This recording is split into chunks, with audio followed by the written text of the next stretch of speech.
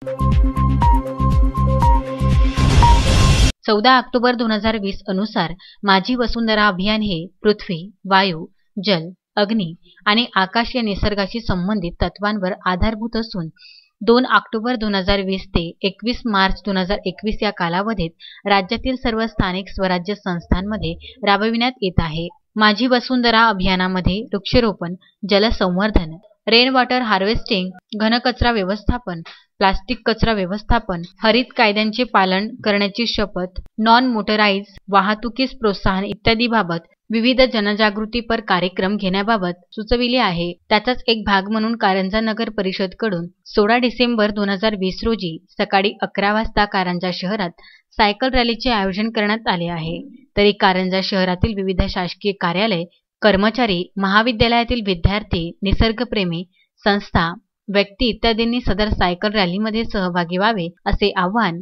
अध्यक्ष शेषराव ढोके, मुख्य अधिकारी दादाराव ढोल्लारकर, नगर परिषद सदस्य यांनी केले आहे। अक्षय लोटे, विदर्भ न्यूज, कारंजा लाड।